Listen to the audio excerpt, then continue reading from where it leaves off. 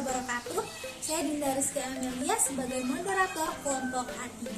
Sebelumnya kami mengucapkan terima kasih kepada Ibu dosen dan teman-teman sekalian atas waktunya untuk mendengarkan penjelasan kelompok kami mengenai tegangan dan regangan baja. Baik, langsung saja kita mendengarkan penjelasan dari pemateri pertama mengenai definisi tegangan dan regangan serta hubungan tegangan dan regangan baja. Assalamualaikum warahmatullahi wabarakatuh. Perkenalkan, nama saya Deden Adi Putra. Di sini saya sebagai pemateri pertama. Baik, lanjut saja. Tegangan adalah tahanan material terhadap gaya atau beban. Tegangan diukur dalam bentuk gaya perluas. Tegangan normal adalah tegangan yang tegak lurus terhadap permukaan, di mana tegangan tersebut diterapkan. Tegangan normal berupa tarikan atau tekanan. Satuan SI untuk tegangan normal adalah Newton per meter kuadrat atau N per M kuadrat atau Pascal atau PA. Tegangan dihasilkan dari gaya seperti tarikan, tekanan, atau geseran yang menarik, mendorong, melintir, memotong atau mengubah bentuk potongan bahan dengan berbagai cara.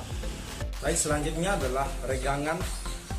Regangan didefinisikan sebagai perubahan ukuran atau bentuk material dari panjang awal sebagai hasil dari gaya yang menarik atau yang menekan pada material.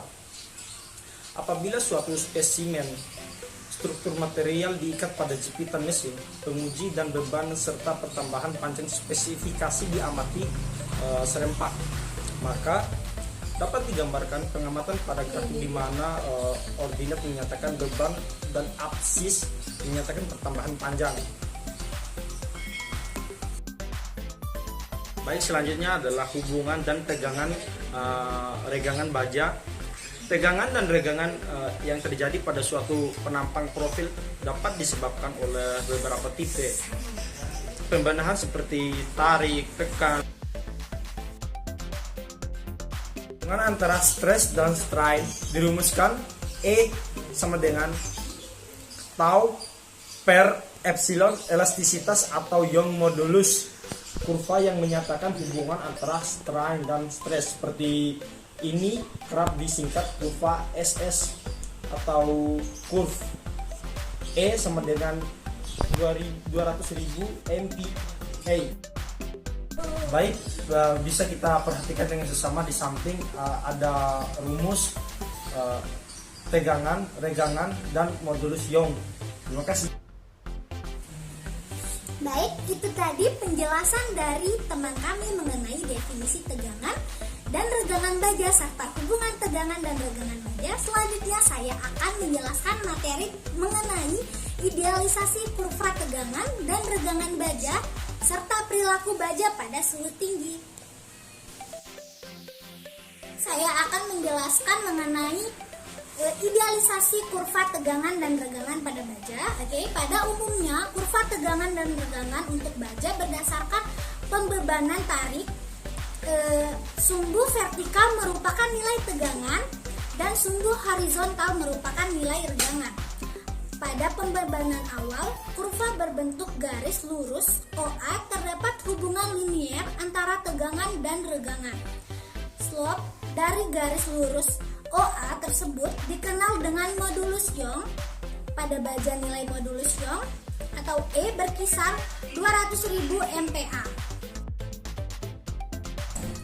Elastic range merupakan kondisi di mana baja diberi beban akan berubah bentuk. Keadaan jika beban dilepaskan maka akan kembali ke bentuk semula atau disebut perubahan tidak tetap. Sedangkan plastic ring merupakan area titik luluh, biasanya disebut perubahan tetap. Selanjutnya, strain hardening, kondisi di mana jadi deformasi plastis dan terus diberi beban maka akan terjadi fraktur atau putus. Baik, di sini ada kurva tegangan dan regangan dari masing-masing tipe baja. Yang pertama ada baja karbon BJ37 di mana memiliki tegangan leleh 240 MPa. Selanjutnya ada baja mutu tinggi dengan tegangan leleh 350 MPa. Di sini bisa kita lihat bahwa regangan yang terjadi lebih kecil daripada baja karbon BJ37. yang menunjukkan daktilitasnya pun berkurang. Dan terakhir ada baja alloy mempunyai tegangan lelehnya 700 MPa. Bisa dilihat baja ini mempunyai ductilitas yang paling kecil. Ini perilaku baja pada suhu tinggi, yaitu bila suhu mencapai 90 derajat Celcius, hubungan tegangan-tegangan baja menjadi tidak lagi proporsional dan peralihan kuat leleh menjadi tidak tegas. Yang kedua, modulus elastisitas E, kuat leleh Fy dan kuat tarik Fu tereduksi dengan sangat nyata. Yang ketiga, reduksi tersebut sangat besar pada rentang suhu 430 derajat Celcius sampai 540 derajat Celcius. Berikutnya pada suhu sekitar 260 derajat Celcius hingga 320 derajat Celcius, baja memperlihatkan sifat rangkap. Berikut ini merupakan grafik rasio tegangan leleh dan grafik rasio modulus elastisitas terhadap temperatur baja. Bisa kita lihat di sini, di mana ketika temperatur semakin tinggi maka rasionya pun semakin mengecil. Baik, itu tadi penjelasan saya mengenai idealisasi kurva tegangan dan regangan baja serta perilaku baja pada suhu tinggi. Penjelasan materi selanjutnya akan dijelaskan oleh pemateri ketiga mengenai pengerjaan dingin dan penguatan regangan, strain aging, dan keruntuhan getas. Perkenalkan, nama saya Stiana Ningsih. Sebagai pemateri ketiga akan menjelaskan pengerjaan dingin dan penguatan regangan. Pengertian dingin terhadap baja akan menghasilkan regangan permanen. Terjadinya regangan permanen akan mengurangi ductilitas baja. Ductilitas baja M didefinisikan sebagai perbandingan antara regangan tegangan fraktur EF terhadap regangan leleh EY atau ductilitas M sama dengan EF per EY. Selanjutnya, strain aging. Bila baja dibebani hingga mencapai daerah penguatan regangan dan kemudian dibebas bebankan untuk beberapa lama, maka baja tersebut akan menunjukkan hubungan tegangan-regangan yang sama sekali berbeda dari aslinya dan disebut telah mengalami strain aging. Baja yang telah mengalami strain aging akan memperlihatkan kuat leleh yang lebih tinggi, daerah tegangan konstan plastis yang lebih tinggi, kuat tarik dan kuat fraktur yang lebih besar, namun ductilitasnya lebih kecil. Di samping kurva pengaruh strain aging akibat peregangan hingga mencapai daerah penguatan regangan dan bebas beban. Meskipun umumnya keruntuhan baja bersifat detail, namun dalam beberapa kondisi baja dapat mengalami keruntuhan secara getas. Keruntuhan getas adalah jenis keruntuhan yang terjadi tanpa didahului oleh deformasi plastis dan terjadi dalam waktu yang sangat singkat. Keruntuhan getas dipengaruhi oleh suhu, kecepatan pembebanan, tingkat tegangan, tebal plat, dan geometri detailing.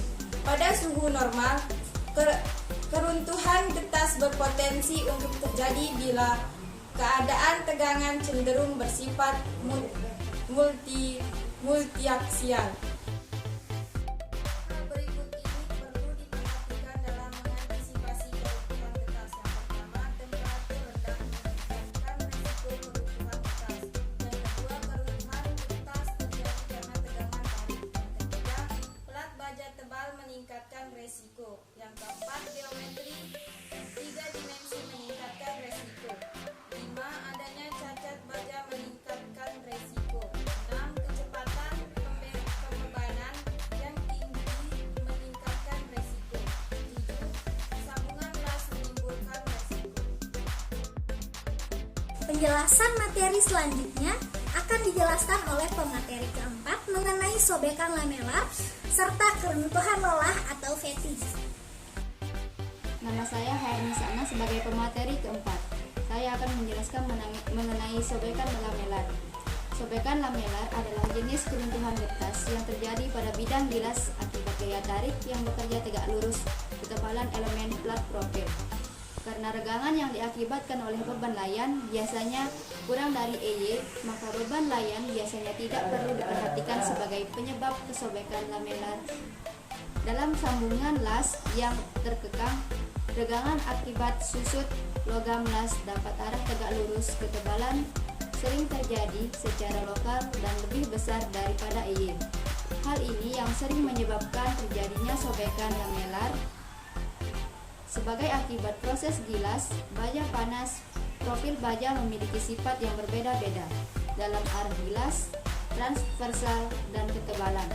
Pada daerah elastis, sifat-sifat baja dapat dalam arah gilas dan arah transversal hampir sama, atau tahanan dalam arah transversal sedikit lebih kecil daripada tahanan dalam arah gilas.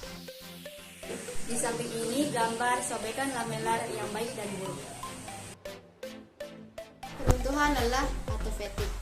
Tegangan tarik yang bersifat siklis dapat menyebabkan keruntuhan meskipun kuat leher baja tidak pernah tercapai. Gejala tersebut dinamakan keruntuhan lelah atau fatigue.